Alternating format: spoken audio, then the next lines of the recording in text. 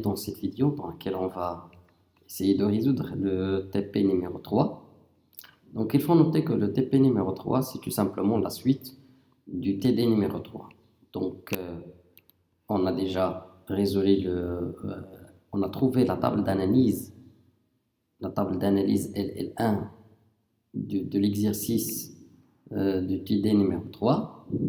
Donc on veut coder cet analyseur en Java.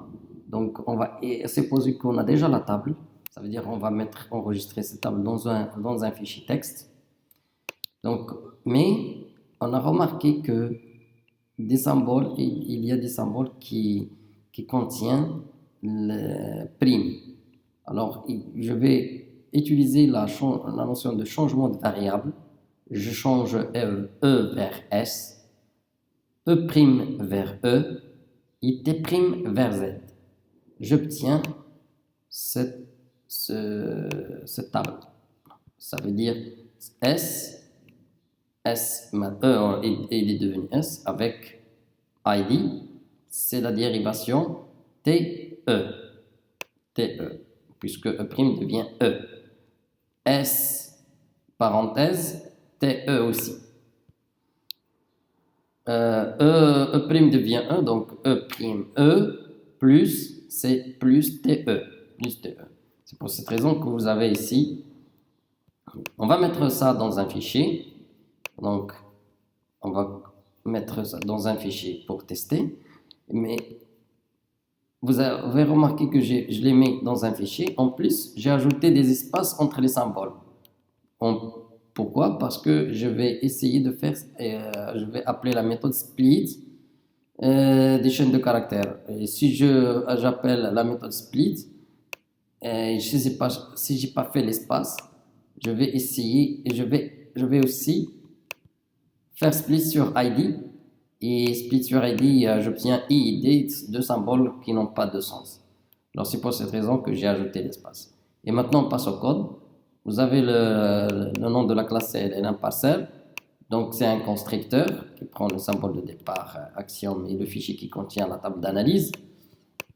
Et la fonction readTable, c'est une fonction qui va lire la table à partir du fichier, à partir d'ici. Donc il va récupérer une ligne qui a la forme non terminale, suivie par un terminal, et il me donne la case, la dérivation. Donc je fais split par rapport à flèche, et le premier élément c'est S0, trim c'est juste pour s'il y a des espaces de plus, je vais les supprimer. Donc, et je fais put la partie 1 et la partie 2, donc c'est une map. Maintenant, si je veux analyser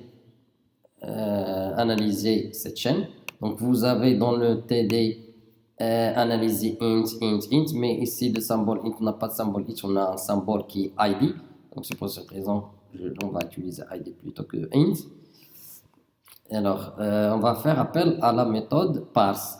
Cette méthode, d'après le cours, il initialise une pile, étant donné qu'on a la table, bien sûr, initialise la pile, et répéter jusqu'à le sommet de la pile devient $.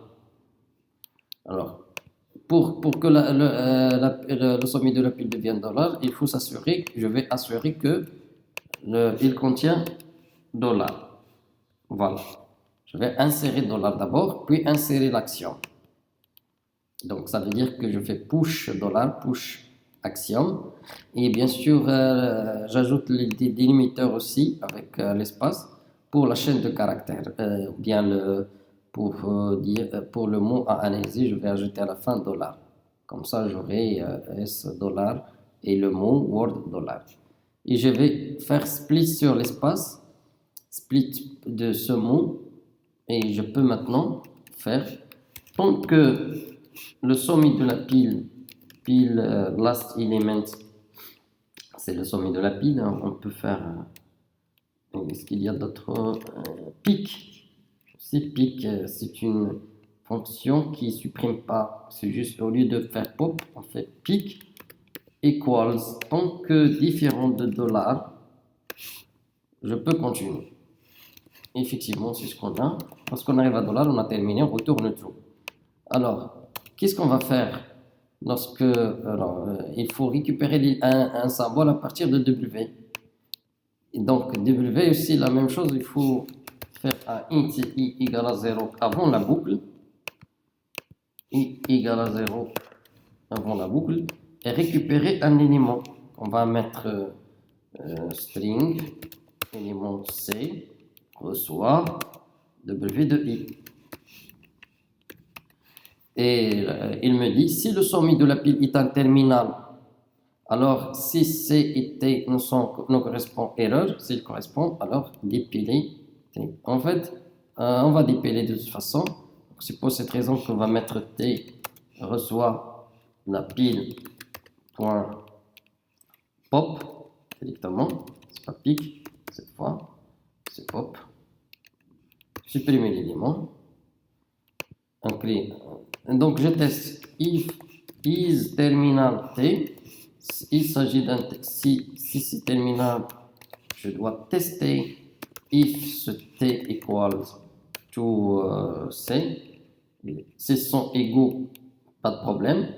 S'ils sont différents, je retourne false. Donc c'est mieux de dire s'ils sont différents, je retourne false. Maintenant, si c'est pas terminal, else, ce T-là, c'est un non terminal. Alors, il faut tester if ma table, c'est la table d'analyse, contient la clé constituée de ce non terminal, concaténée avec la virgule, concaténée avec C, puisqu'on a non terminal, puis la virgule, puis l'élément, c'est un terminal. S'il contient, je peux continuer, ou bien, sinon, return false. Sinon, return false. Alors, c'est mieux de faire if not contains, return false au début. Return false. Return false. Et après, je peux continuer maintenant tranquille. Ça veut dire, je peux faire un get. Je prends la dérivation t get au lieu de celui-là. C'est une dérivation. Cette dérivation, j'ai bien, c'est une dérivation de S, bien sûr, ou bien dérivation de E. C'est une dérivation qui peut être epsilon, E. Donc, je dois tester if cette dérivation elle est différente de E, de l'epsilon. Not equal, cette dérivation T, not equals to E, to l'epsilon. Si ce n'est pas l'epsilon, alors il faut l'empiler. Si c'est empiler, remplacer le sommet de la pile par cette dérivation. Remplacer, on a déjà supprimé le sommet de la pile par pop, donc on va empiler maintenant. Qu'est-ce qu'on va empiler? On va splitter, on va faire split SD. Split D reçoit des points split par rapport à l'espace. Et maintenant, attention, split par rapport à l'espace, il ne faut pas faire split sur un ID, il n'y a pas de... Très bien, ça reste une seule. Un split sur l'espace. Et voilà, on va boucler sur tous les éléments de l'inverse. On va inverser. Est-ce qu'il y a une chaîne? Est-ce qu'il y a une manière d'inverser une chaîne? Des reverses? Il n'y a pas de reverse sur la chaîne. Reverse. Il n'y a pas de... Donc j'inverse par la boucle. For int k égale d.length moins 1.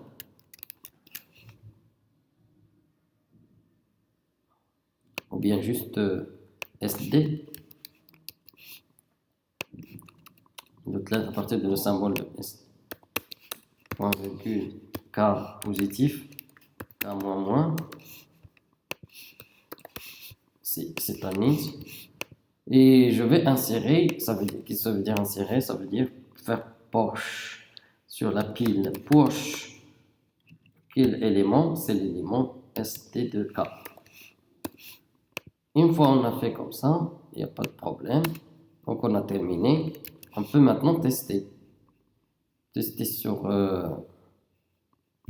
l'exemple.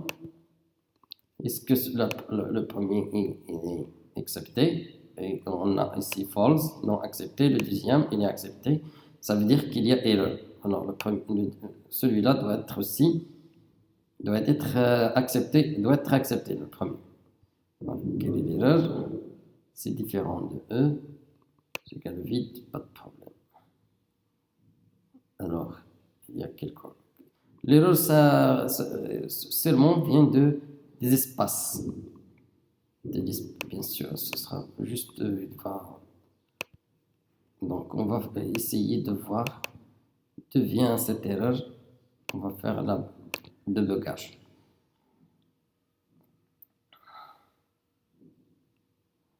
On va débugger, on est sûr que celui-là, ça va être non.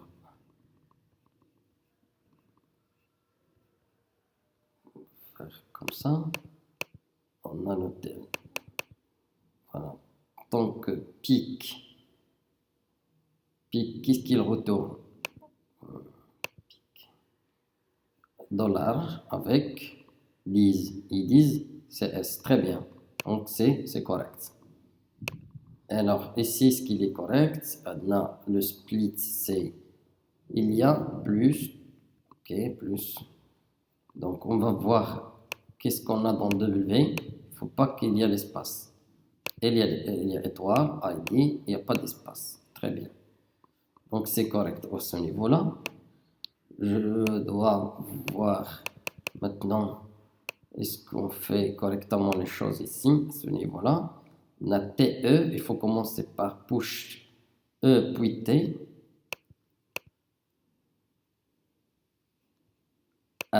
Ici, il y a erreur ici à ce niveau-là. Il faut qu'il soit supérieur à moins 1. Et maintenant, j'ai détecté erreur. Je dois réexécuter mon code et j'obtiens comme résultat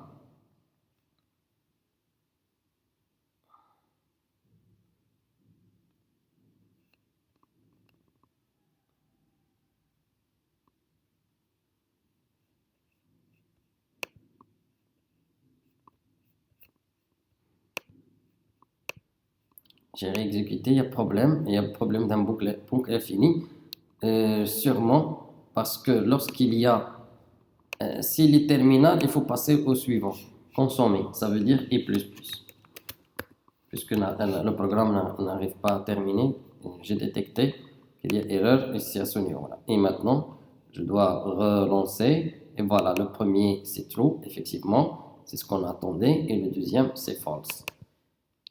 Voilà, merci pour votre attention. J'espère que vous allez arriver à réaliser ce TP.